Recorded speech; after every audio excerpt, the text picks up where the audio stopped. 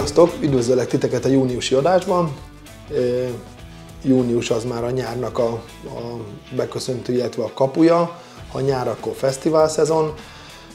Menni fogunk ebbe az adásba, el fogunk titeket vinni egy pár, én azt gondolom, nagyon jó nyári autós fesztiválra. Kezdünk Dámfokon a Wonderland-del, külföldi szó és egy szó, jelentsen a szó bármit is, illetve a Kunfehértói BMW Fesztiválra, amelyik Európa egyik legnagyobb és legnépesebb BMW fesztiválja. Erről azért Facebookon, illetve Instagram oldalainkon fogtok látni több különböző dolgot is, hogy mivel készülünk, de ezt már meglátjátok a videóból, hogy fognak zajlani ezek a hétvégék.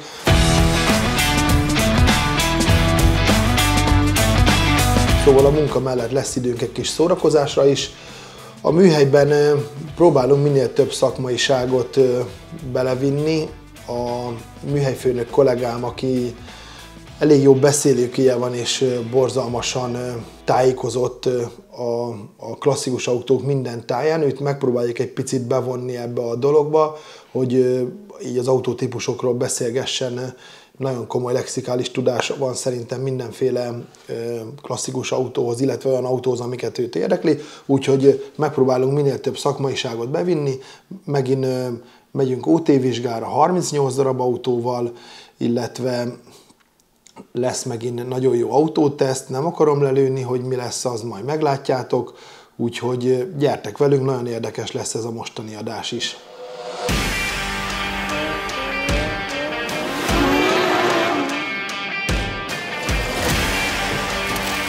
Kár, hogy a régi jó dolgokból nem marad. Jöttem vérnyomást állítani.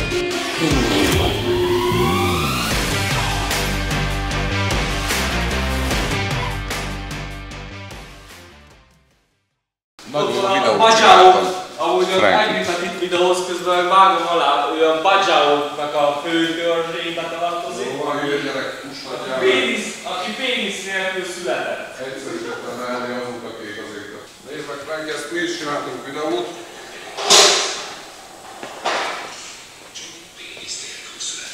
Várjál, ezt meg kell, hogy mutassam neked. Itt élnek a Bajauk, vagyis a tengeri cigányok. 60 évvel ezelőtt telepedtek le itt, miután évszázadokon keresztül folytattak nomád életmódot fahajóikon a nyílt óceánon.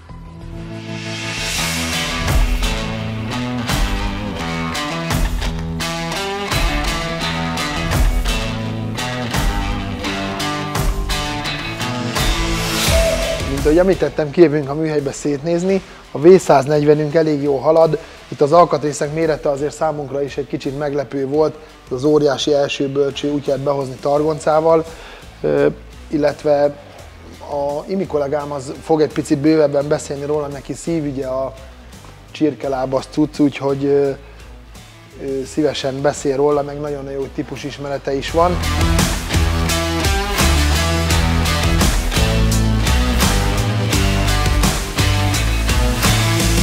Sziasztok! Antra Imre vagyok. Velem még nem találkozhattatok, legalábbis így szervezetten kamera előtt. Műhelyvezetőként dolgozok itt a Károly Exclusive Racing Kft-nél, és erről a 140-es Mercedesről szeretnék nektek beszélni egy kicsit. Ki fiabolja, hogy került ide, mit csinálunk vele, és mik még a tervek. Egy 92-es 600-as Shellről lesz itt most szó. A Shell rövidítés az a Sonderklasse Einspritzung Lang rövidítésből ered, tehát speciális kiadás, befecskendezéses, hosszított tengelytávval. Hát a különböző rövidítésekben most nem mennék bele. A lényeg annyi, hogy egy 12 hengeres, 6 literes motorral szerelt autóról van szó. Hát ő volt a válasz a 86-ban bemutatkozott E32-es M70-es motorcsaládra a Mercedes részéről. Már korábban kiadták volna az autót, de lévén, hogy a BMW kicsit megelőzte őket, azt mégsem engedhették meg, hogy ne az övéké legyen a nagyobb motor.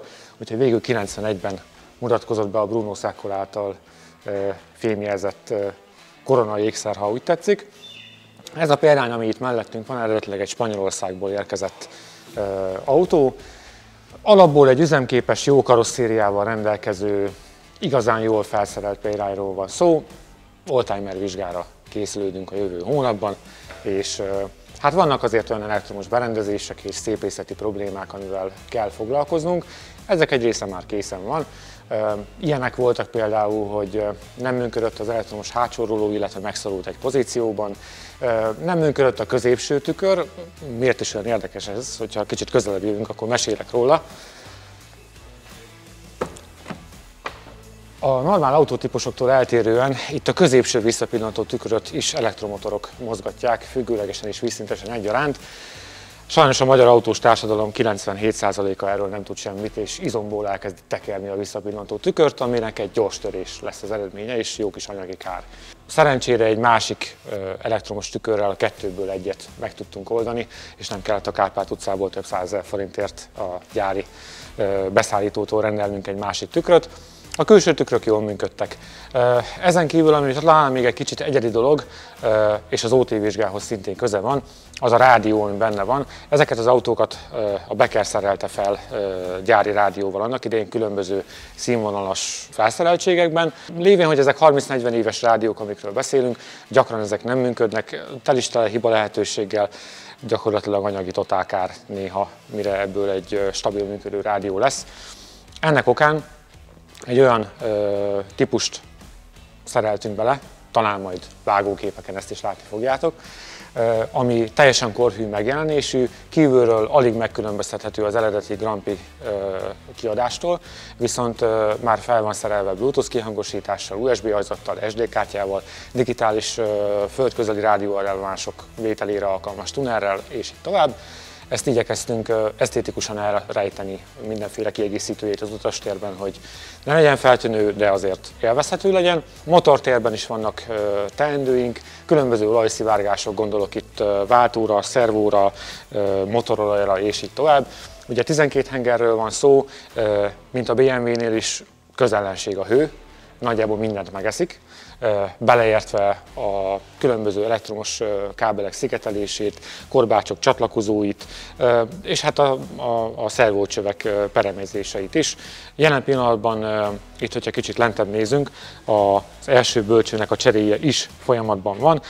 Lévén, hogy annak a leszerelése után azért elég sok mindenhez sokkal kényelmesebben hozzáférünk, úgy gondoltuk, hogy érdemes egyszerre elvégezni ezeket a dolgokat. Nyilván ez jár, lévén, hogy egy elég nagy bölcsőről van szó, a legtöbb típustól eltérően a felső rugótányér is maga a bölcső.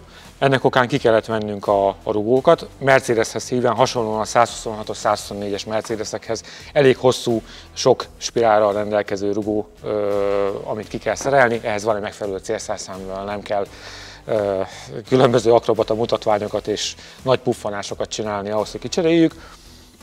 Aztán, ha már ott vagyunk, akkor nyilván lengőkarszilentek, stabilizátorpálcák és így tovább. Kicsit olyan kára is van, hogy jól nézzen ki. Hát lesznek még teendők vele. Többek között még amit így kiemelnék, kicsit 140-es jellegzetesség, bár hagyományos spirálrugókkal van felszerelve, de hátul egy olajos rendszerrel szintezős futómű van az autó alatt. Ezt SLS-ként is rövidítik, ami nem a Mercedes SLS, hanem a Self-Leveling Systemnek a rövidítése. A hátsó lengőkar pozíciójából tudja megítélni azt, hogy neki szükséges-e lentebb vagy föntebb emelni a futóművet. Ez egy úgynevezett tandem szivattyúval van meghajtva, ez a szervó szivattyúról egy külön leágazás, és a szervó folyadék kiegészítve egy ZHM folyadékkal az szintezgeti az autót. Lehetne még itt beszélni egyébként a szintén pneumatikusan működő korai ajtószervóról, lehetne beszélni a korai Parktronic elődről, ami rükvercbe téve az autót 10 cm-t kiemel két pálcát az autó két hátsó sarkán, hogy lássa a sofőr, hogy körülbelül mégis ennek a guruló kolosszusnak hol van a két sarka. Aztán lehetne beszélni nehogy koszos legyen a kezünk hátsó ajtóbehúzóról, és még körülbelül 1000 dologról. Hát körülbelül azt mondom, hogy 60%-ánál tartunk a folyamatoknak. Júniusban OT-vizsga, aztán talán még egy-két szépészeti beavatkozás, kap egy 19-es Lorenzer kerékgarnitúrát, hozzátartozó szép csavarokkal, illetve viszonylag feszes gumikkal, illetve kap még egy avantgárd hűtőrácsot, ami ugye a 600-asoknak a privilégiuma volt annak idején, csak krómlécekkel és nem a sűrűrácsos, ritkán krómozott hűtőráccsal. Fényszóró felújítás is folyamatban van. Azt gondolom, hogy a típusnak egy méltó példánya lesz, hogyha elkészül.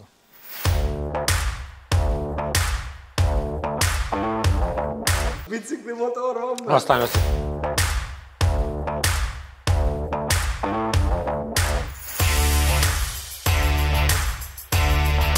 M535-ink, mint ahogy láthatjátok, az előző adáshoz képest már rengeteget haladt, talpon van az autó, ma holnap indítjuk, megy be a beltere, illetve rakosgatjuk össze szinte minden egyes porcikáját. Ezt a kereket terveztük rá, ő is megy nem soká OT vizsgára, úgyhogy szerintünk egy nagyon-nagyon jó autó lesz. M6-unk, őt is, mint ahogy láthatjátok, kurva jó állunk vele.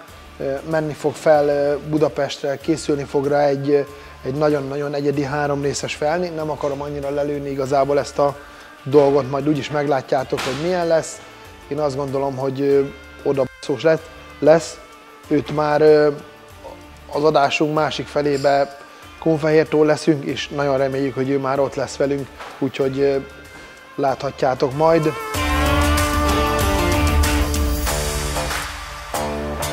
Akkor sziasztok! Egy kis előrelépés történt az M6-unkkal, rengeteg alkatrészt kaptunk hozzá, és sikerült összerakni a motort, beraktuk a karosszériába, váltófőn van, hajtáslánc összeállt, 90%-ban a vízrendszere összeállt teljesen új alkatrészekből. A karosszéria is összeáll, a tetőkárpit benne van, a szélvédők, és megérkezett hozzá az új Air-Ride set is, ami szintén beépítésre került az autóba, úgyhogy megpróbáltuk az autónak a teljes úgymond épségét megőrizni, anélkül, hogy rongáltunk volna, úgy építettük be, ami szerintünk elég jó sikerült. Mindenre próbáltunk megfelelő odafigyeléssel, sőt még annál is többel, hogy az összerakás során semmi ne sérüljön, minden tökéletesen működjön. Konkrétan magában az M6 odafigyeléssel szereljük, vagy rakjuk össze, de alapjában véve ugyanolyan, mint egy snasz mezei autó, csak a szívünk csücske egy kicsikét, és azért jobban odafigyelünk rá.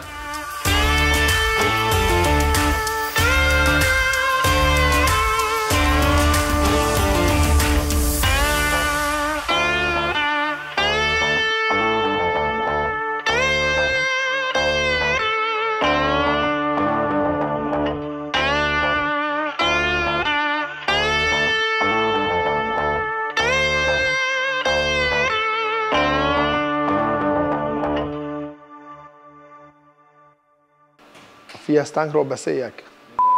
Egy-két felújításra szorul a csajoknak a céges autója, úgyhogy az is benn van most a műhelybe. De van még egy olyan autónk, ami elkészült, úgyhogy egy picit arról is szeretnék beszélni. Megvan? Meg. Hoppá, bocs. Szia, Genghis Khan! Köszönöm, hogy becsuktad a kazánház ajtaját. Becsukom. Egy 10-es. Egy 10-es? Nincs kiírva, légy szíves, csak be. De nem az. Egy 10-es. A másikra beírtam. Vagy nem, a másikra rá van írva. 5? Kellemes 3. Kellemes hétvégét. És dupla vagy semmivel megjátszhatod. Ja, tényleg téged holnap már nem látunk. Az is egy 3-as, 3, 9. Ne szédítsetek, szevasztok. Na. Sziasztok, fiú! Kellemes, hosszú hétvégét! Köszönjük szépen, sziasztok! Akkor ezt hagyjam nyitva? Danika, húzzál már kifele!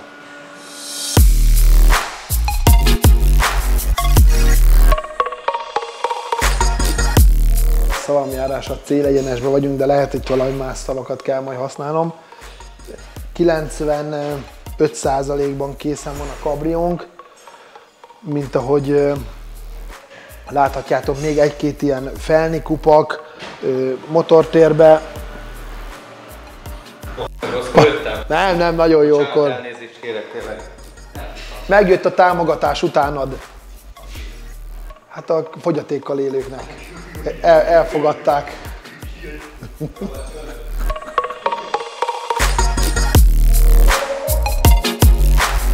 ...95%-ig készen vagyunk az autóval, még egy-két ilyen felnikupak, egy-két beállígatás, egy-két ilyen kozmetikai beavatkozás, de azt gondolom, hogy egy elképesztően jó autó lett. Nagyon-nagyon jó volt ebben az ügyféllel dolgozni, mert nagyon szinte szabad kezet hagyott mindenbe, sőt volt olyan példa is, hogy egy ilyen pár százezer forintnyi alkatrészsel hívogattuk, hogy figyelj, na még ez, képzeld el, kapott fotókat, és lehozott minket, hogy ne hívogassuk, mert csináljuk, legyen jó, és készen van a történet, úgyhogy hát mondhatni készen vagyunk. Említettük már azt hiszem 2 évvel ezelőtti epizódunkban, hogy a Mikó Zsolték MMM Interior csinálta a belsejét, a gyári kockás szövetet rekonstruálták a fiúk, úgyhogy tényleg azt gondolom, hogy egy nagyon-nagyon impozáns autó lett. Vinni szeretnénk magunkkal egy pár helyre, hogy azért testközelből is meg tudjátok nézni, mert oké, hogy egy E30 Cabrio, de azt gondolom, hogy a felújítás mértéke, illetve ahogy megcsináltuk ezt az autót, az szerintem nem olyan rossz.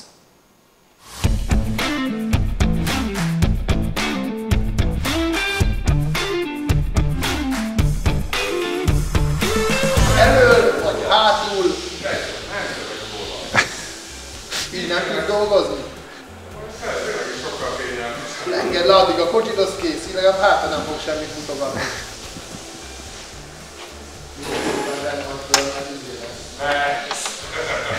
Sziasztok!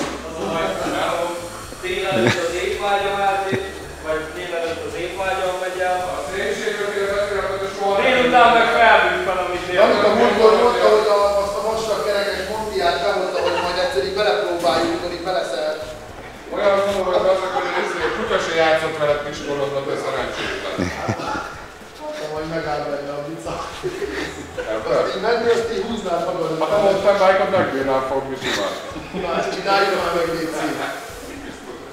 De nem ugasson, nekem is kint van mindig, csak látszott, hogy milyen üdülös alsógatjáit folyamatos. Milyen üdülös alsógatjáit? Hát az a Adidas, meg ilyenek. Milyen Adidas? Jó. Megyek, erre iszok. Megyek, iszok egy Monstert. Luszán, jövök, nem csodálj, aztán megvédelek, jól leszek. Nem kell megvédeni, mert nekem azt tanították, hogy azt kell nézni, aki mondja, nem azt, hogy mit mond. Ja, értem.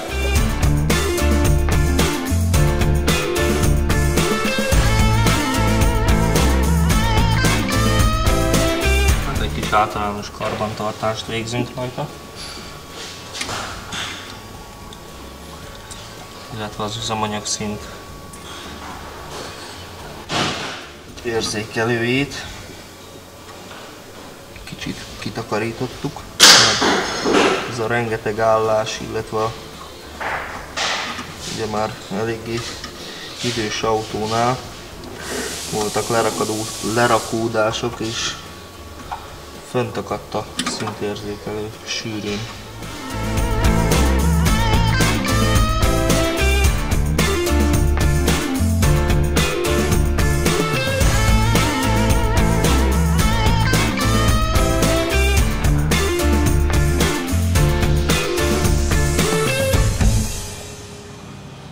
Na, a mai adásban az autó, amit ki fogunk próbálni, az egy E32. Többen voltatok mostanában nálunk itt az elmúlt hetekben, és többen találkoztatok akár ebben az autóval is.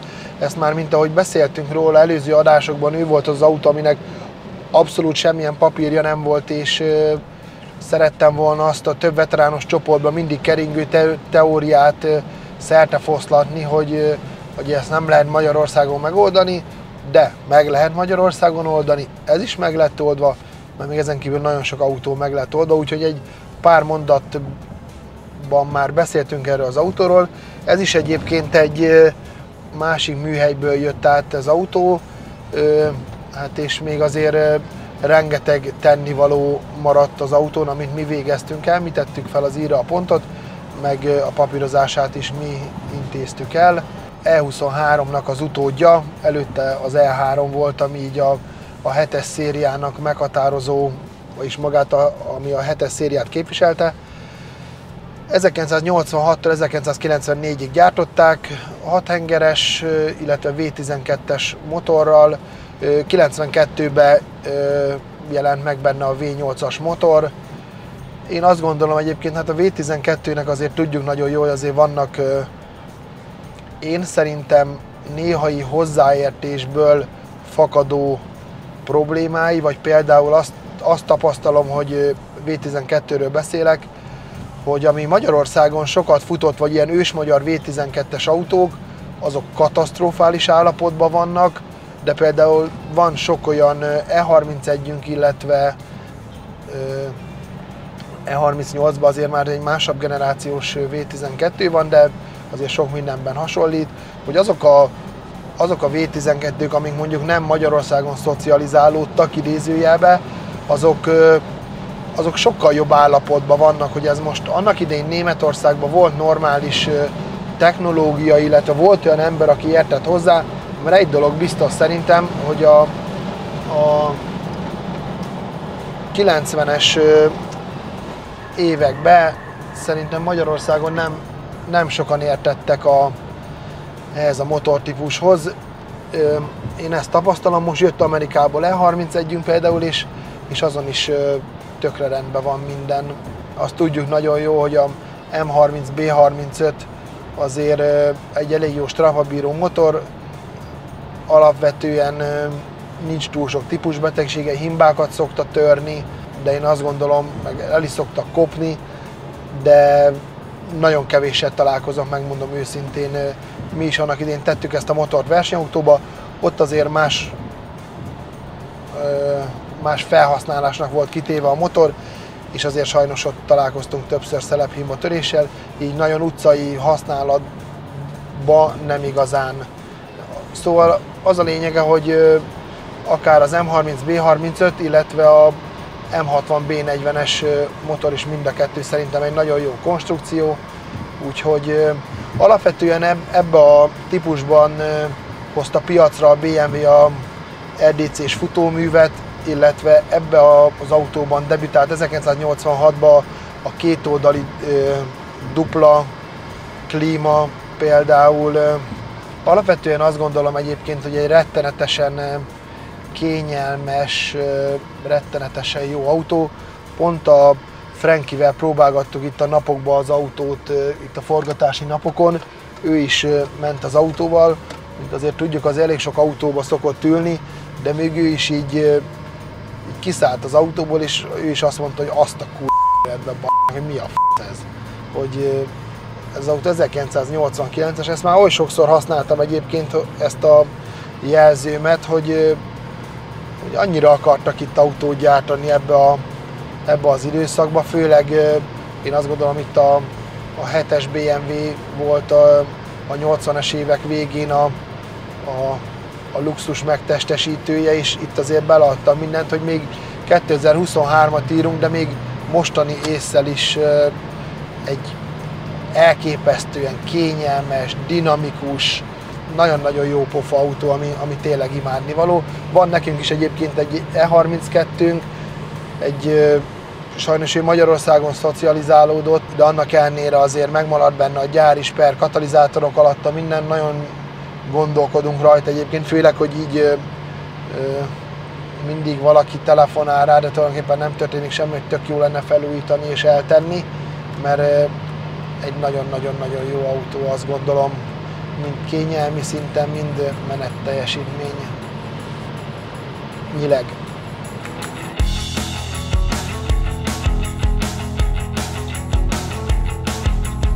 Van egy jó pár momentum, amit a BMW ennél az autónál debütáltatott, hogy elég sok olyan innovatív dolog, amit a BMW azt gondolta, hogy most összegyűri és piacra ereszti. Többek közt a xenonlámpa is az E32-ben debütált, illetve dupla üvegezést voltak, opcionálisan rendelhető extra volt a dupla üveg, illetve a kipörgésgátló is ennél az autónál debütált. Ezen kívül a E32-nél jött a BMW-nek az IL megnevezése, azaz a long verzió. Ezek az autók hosszabbak voltak, mint egy sima, és hátul akkora hely van, hogy konkrétan bármit tudsz csinálni. Ez az autó egyébként csak még egy picit forszírozván a futóművét, hogy mennyire elképesztően jó vele menni még ezeken a kritikán aluli magyar utakon is, hogy ő benne szintén, hát ilyen kára is, amint tudjátok, nagyon-nagyon szédülünk a gyári magasságoktól, úgyhogy van benne egy Eibach Pro Kit a futóműshoptól, illetve egy felújított BBS RC van rajta, 090, azt gondolom, hogy, és itt pont azt beszéltük Frankivel is, meg a fiúkkal is, meg volt még 2 ügyfelünk itt a héten, aki pont megcsodálta az autót, hogy itt tulajdonképpen ez pont elég is, vagy hogy egy ilyen ikonikus autónak, ha lehet így nevezni, akkor nem is kell semmi más. Egy nagyon pici ültetése, jó kerék, meg azt, hogy tulajdonképpen az autó rendben legyen, minden porcikája. Menni egyébként azt gondolom, hogy így a forgalmint néztem, mondom, nem esetleg a pontos súlyát meg tudom mondani. Szerintem ilyen 1600-1700 kg biztos van, még annak ellenére, hogy úgynevezett ez a, majdnem mondtam, ez egy legkisebb motor van benne, egy tök jó dinamikus autó egyébként. Nagyon jó a fogyasztása is, ez az autó is lefutotta azt a pár ezer kilométeres kis futásteljesítményt, amit kértünk az ügyféltől, és visszajött egy általános átnézésre, hogy egyébként minden rendben van az autóval.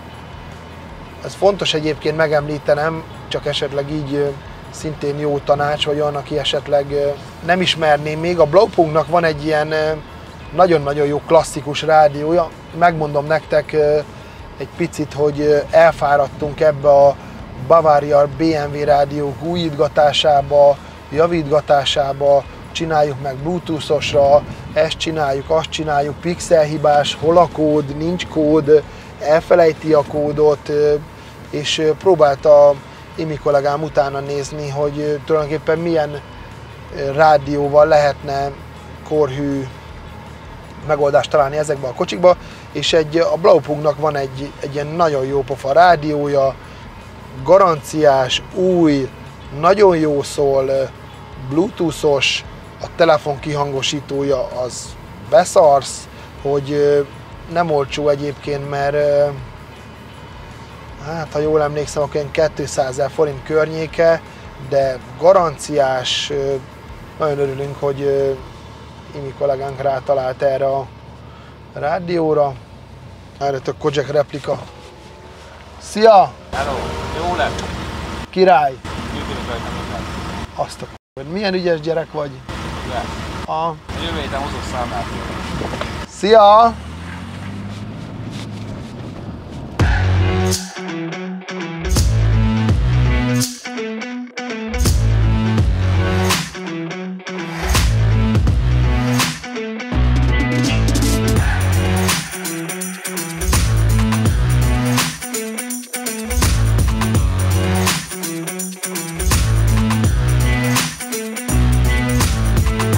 Eljött ez a nap is, indulunk Dánfokra, Wonderland. Elég szar idő volt itt az elmúlt napokban, de most százágra süt a nap. Hát a szokásos, ami most az időjárást, ami mostanában mindenhol ez van, hogy egy percet süt a nap, foglalkozzál már a saját dolgaiddal. Utána meg ömlik az eső, úgyhogy nagyon-nagyon készültünk erre a hétvégére.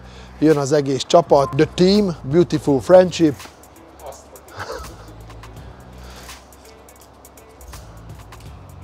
Cigiznek munkaidőbe. Ja, nem sok ilyen munkahely van egyébként, ahol még munkaidőben, úgyhogy még fizetést is kapnak, és ihatnak, ehetnek egész nap, meg igen, és még a túlórát, főleg Egri Peti, az beszokta írni a túlórát, az a Kunfehértói BMW Fesztiválon, amikor voltunk fönt a koncerteken szombat este, még a túlóra is be volt neki írva, úgyhogy amellett, hogy bulizott, evett, ivott, még egy kicsi százast még keresett is túlórával együtt, úgyhogy szerintem nagyon jó lesz ez a hétvége, de majd úgyis látni fogjátok a videóból.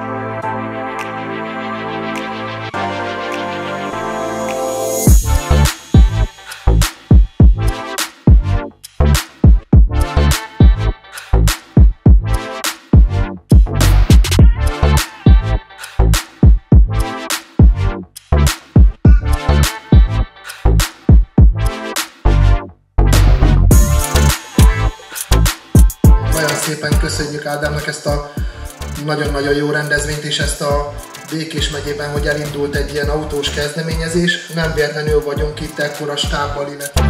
Én úgy gondolom, hogy azért elég sok mindenbe bele kóstolgatott a Kárai Exkluzív és Kárai Péter önmaga is, de azért kezdjük szerintem az alapoktól. 1983. Úgymond a Fekete Bárány a családba. Én mindenképpen beszerettem volna nekik bizonyítani, hogy én önálló lábra fogok állni, és innen jött az angliai kiruccanás. Mivel foglalkoztál kint Angliában ebben egy évben, hogyha jól tudom? Törököknél dolgoztam egy kebabshopba.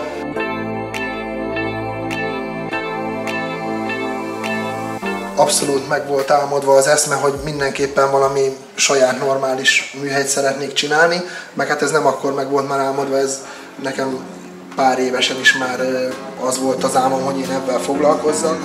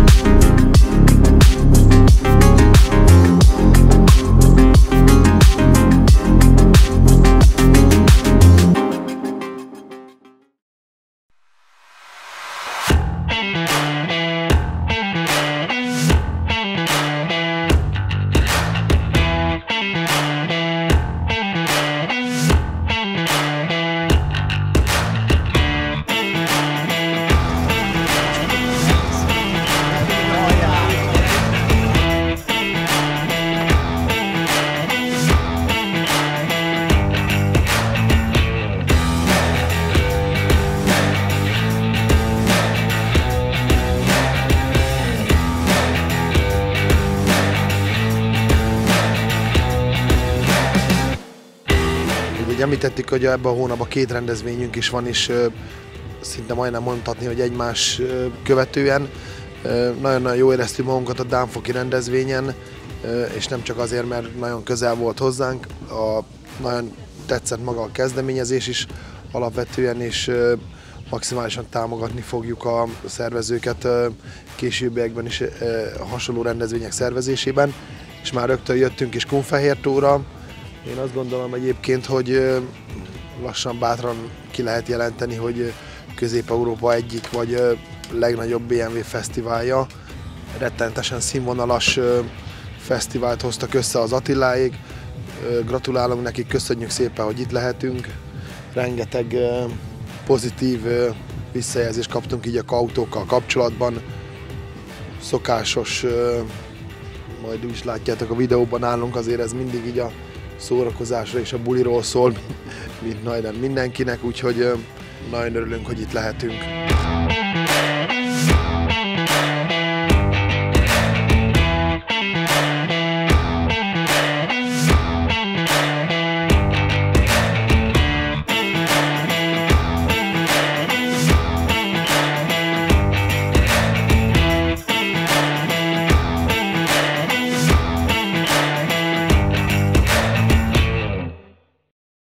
Szeretnék semmi mást hozzáfűzni ehhez a monológhoz. Csak tényleg egy dolgot tudok mondani, hogy nagyon-nagyon-nagyon szépen köszönöm, és tényleg le a kalappal mindenki előtt. Azt érzem egyébként abszolút, hogy a Kári Exkluzív az 2023 júniusára egy olyan család, illetve csapattá nőtte ki magát, illetve olyan szimbiózisba dolgozunk. Most hallottam egy szót a TikTokon. Nem tudom, de jó helyre illesztettem. De tényleg azt mondták a Venomba is. Az autószerelő kollégák, tényleg Tomika előtt le a kalappal, a műhelyfőnökünk az szintén 200%-ot teljesít, és tényleg nem találok szavakat, hogy a jelen helyzetben, hogyha nem lennétek, akkor szar lenne az életem, és akkor megyünk. tényleg nagyon-nagyon szépen köszönök nektek, mindent, ti vagytok a családom. Pont. Én csak egy... Nem tapsol? Nem, még nem. Hozzáfűzni valóban. Figyeljetek, én azt gondolom, hogy ebben az M6-tal elérkeztetek oda, ahova mi Petivel 4 éve beszéltünk, hogy szeretnétek majd eljutni erre a szintre, hogy ilyen szintű autókat gyártsatok és csináljatok és szívvel, lélekkel, mint amit most idehoztatok. Én erre az autóra 3 éve várok. Azért, mert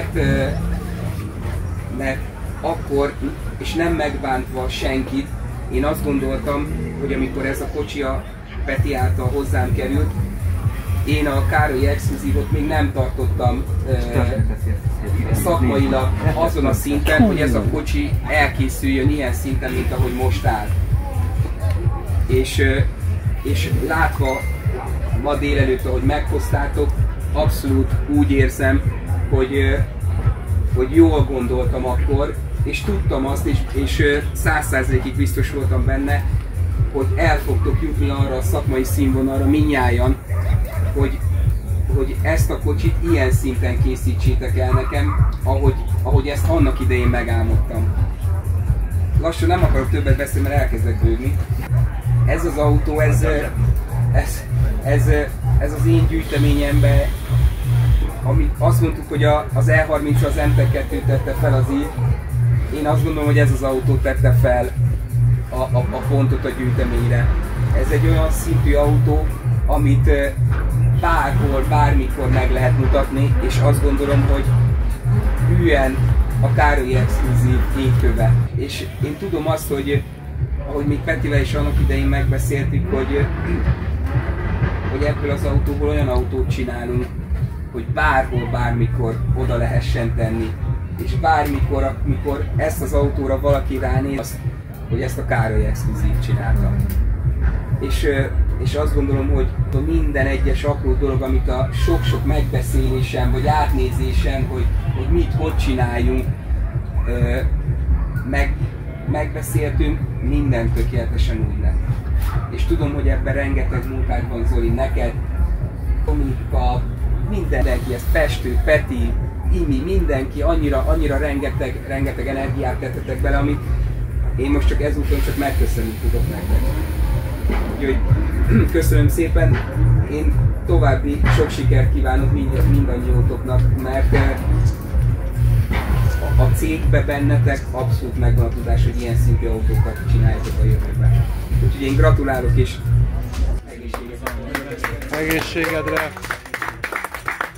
Azt hittem el kell szaladni a tábor irányé. Ez lehet az estében sem volt. Itt persze lehalunk. Na,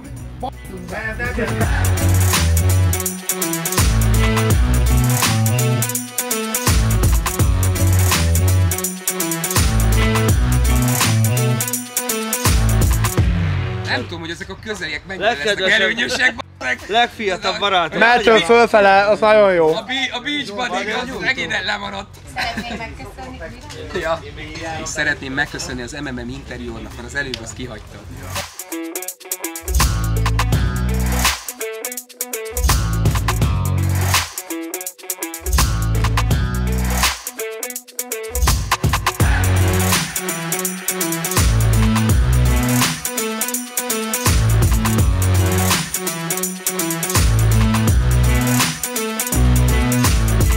Attila barátommal beszéltem, a rendezvény hivatalos szervezőjével, rettenetesen már nulladik nap nagyon erős volt, és ezt mi is abszolút érezzük így a tavalyi évhez képest.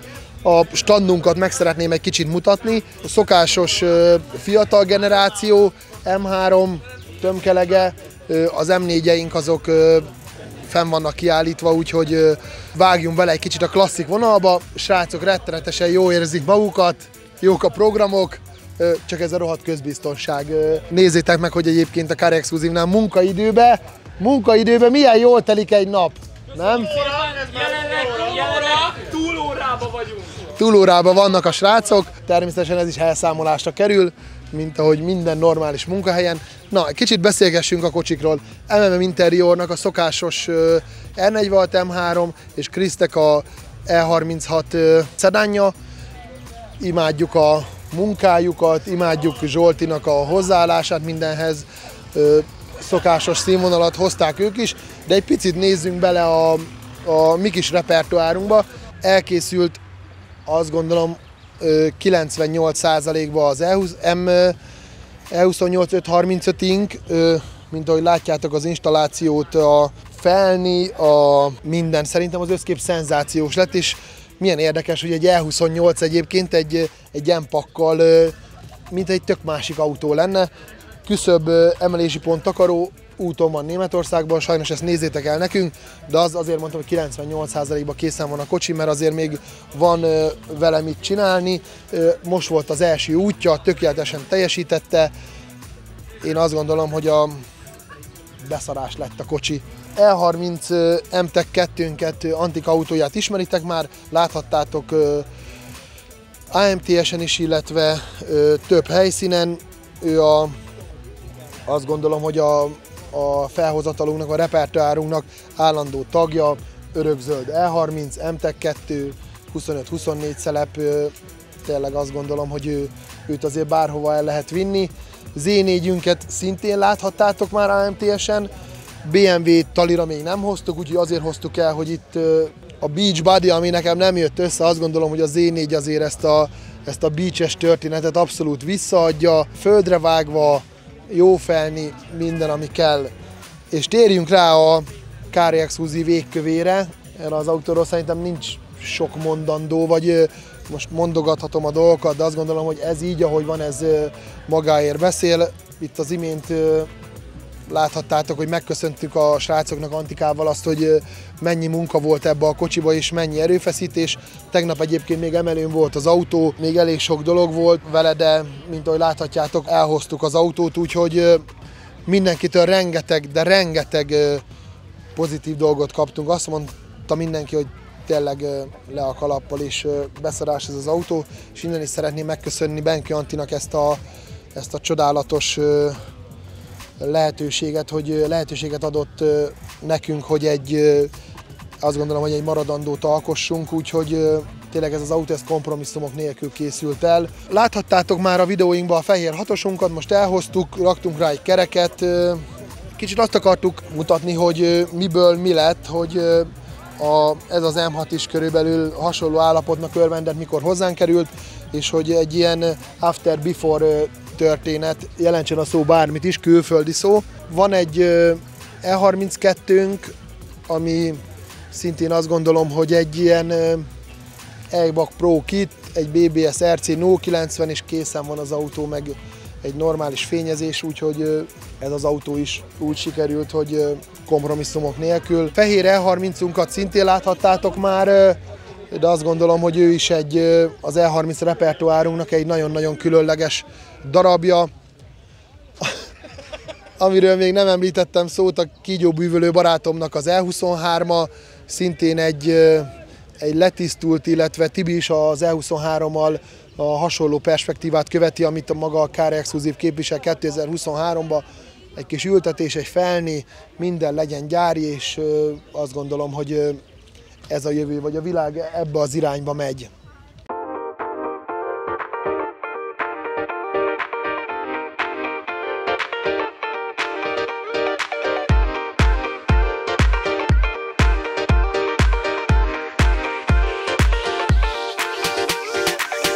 csöpcsök van, hogy elmegyek edzeni, felvehetsz.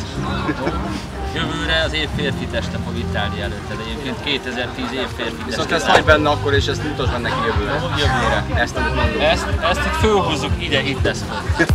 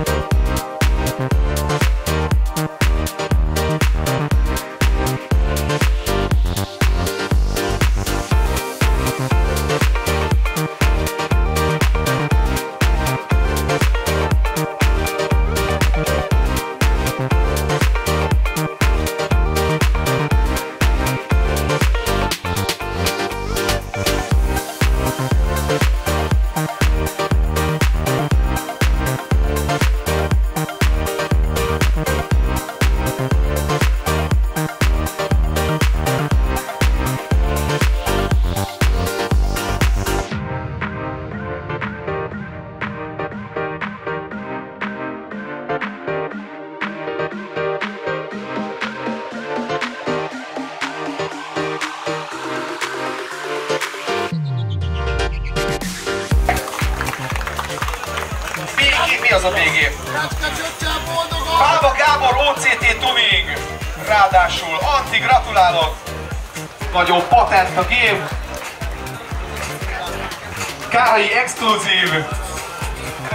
Ez nagyon gáz. Ne maradjak itt inkább. Peti, gyere ide, maradj itt inkább, igen.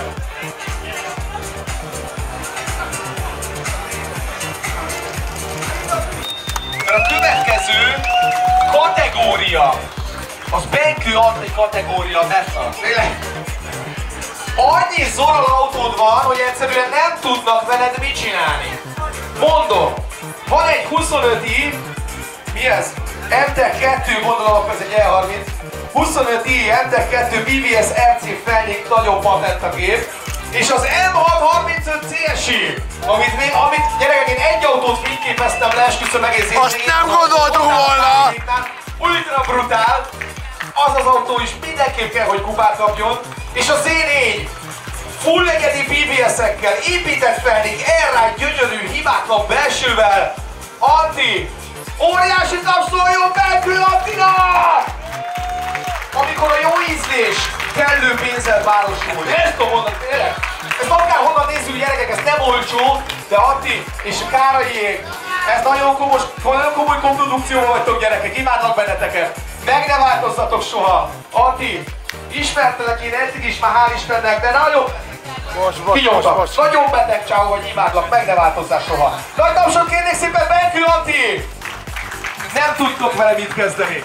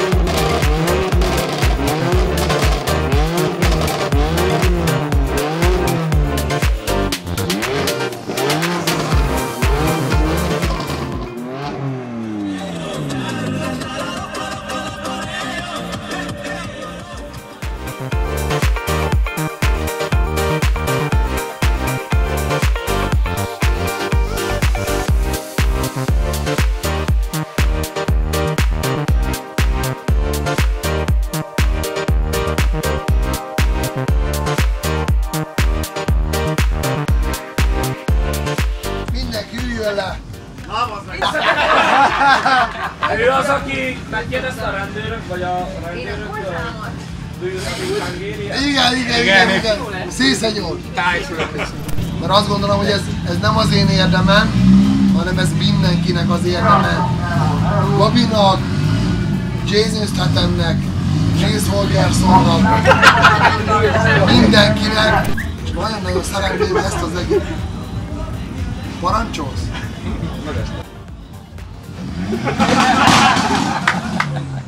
Nagyon-nagyon szeretném, hogyha megnyitnánk a kapuinkat, szia, Európa felé is, és ezt a dolgot, amit mi képviselünk, és amit mi csinálunk, azt adjuk át Európának, az egész világnak. akkor azt gondolom, hogy ez világszintű történet. Nem tudni, hogy én halott Kecskecsecsű. Ki vegyem belőle a gyertyát? Egy dolgot szeretnék, le voltak nagyon-nagyon szépen köszönök nektek mindent, amit adtatok nekem. Nélkületek sehol nem lennék. És nagyon szépen köszönöm. Mi köszönjük az asztalt. Az ételt, az italt.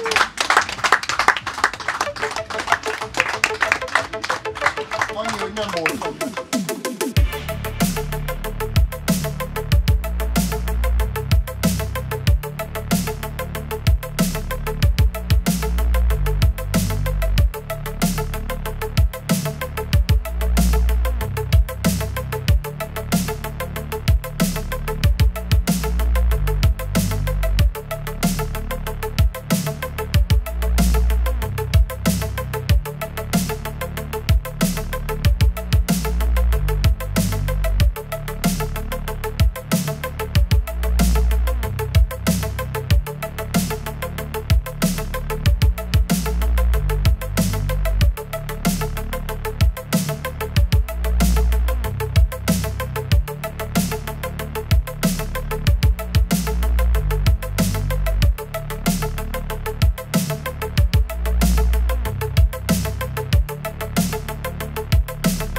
Karszalag száma talán 0472, ha Széchenyi Arnold visszazel a pólót, később. Összejött. Tartassuk a járat. 2, 1!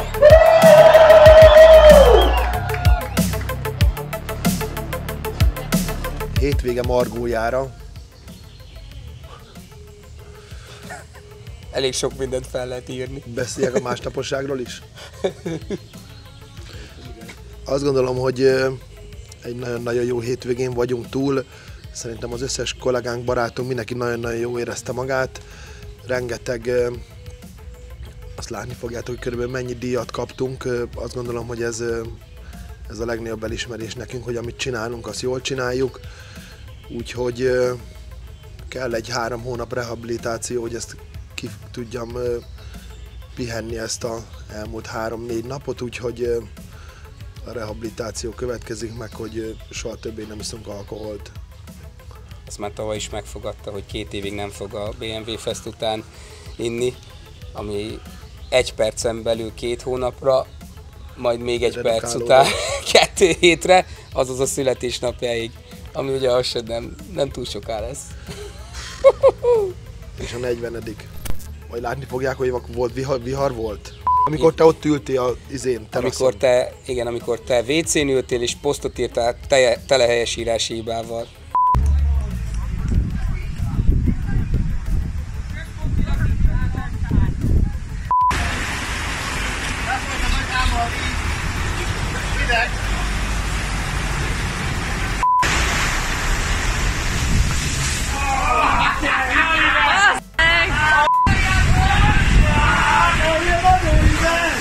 Mi éppen akkor küzdöttünk az elemekkel. Szeretnénk megköszönni a Kunféltói kempingnek a személyzetének, illetve Megyes Attiláéknak nem csak magát a rendezvény színvonalát, hanem azt is, hogy jött egy nagy vihar péntek este, és elképesztő mennyiségű segítséget kaptunk. Ideáltak a traktorokkal, mindenben tényleg le a kalappal, és nagyon-nagyon szépen köszönjük ezt is. Nagy várakozással voltunk az idei BMW találkozóval is, mint minden évben, és különös autópalettával készültünk. Ugye az M6-nak volt a bemutatója, az első publikum előtti megjelenése, amit már a videókból sokat láttatok, hogy gőzerővel készült az autó. Ugye az első tervek azok voltak, hogy AMTS-en szerettük volna a kocsit bemutatni, de sajnos a 3 év felújítása alatt is annyit változtak az alkatrészbeszerzések, hogy ez lehetetlen volt, ezért tolódott a BMW találkozóra, ezért a fiúk nappal téve dolgoztak azon, hogy az autó itt legyen, és ugye Petiéktől megszokottan ez ugye nem volt kérdéses, hogy ez az autó itt lesz, és itt is volt, úgyhogy ezúton is szeretném megköszönni. Szíves. A rendezvény az a szokásos, magas színvonalú, az ország egyik legkomolyabb BMW találkozója.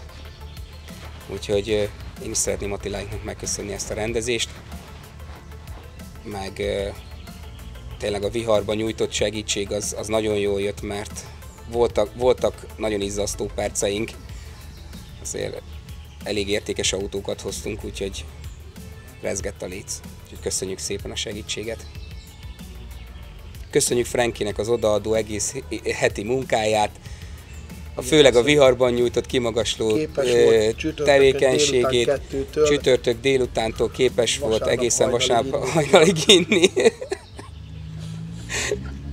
És minőségi felvételeket. Annyi, hogy lehet, hogy a videó tele lesz tátogó felvételekkel, ami feliratozással lesz majd érthetővé téve. Köszönjük szépen! Szevasztok!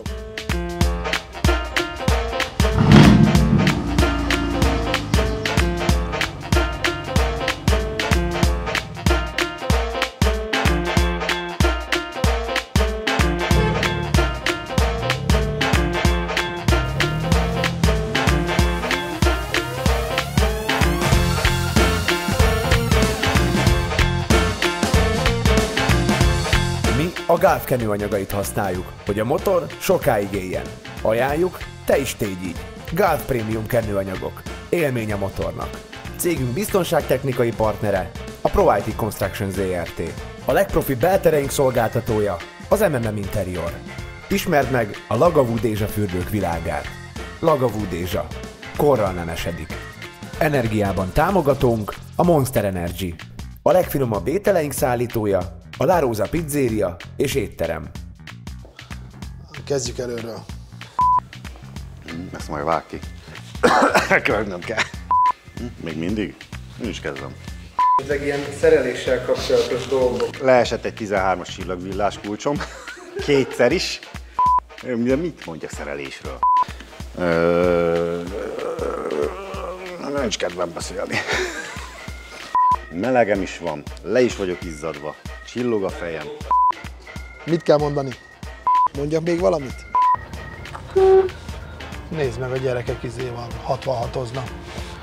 És ilyen lázadások veszik, egy tüntetések vesznek a házaknál. Egrit takarítsátok Károlytól el. Zsákmányolja Peti. Azért túlóra pénzt éjszaka izé.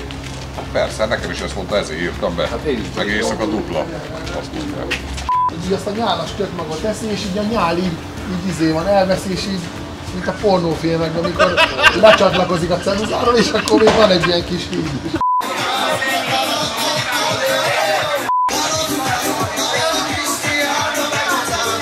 Mi dicséret nélkül is tudjuk, hogy királyok vagyunk.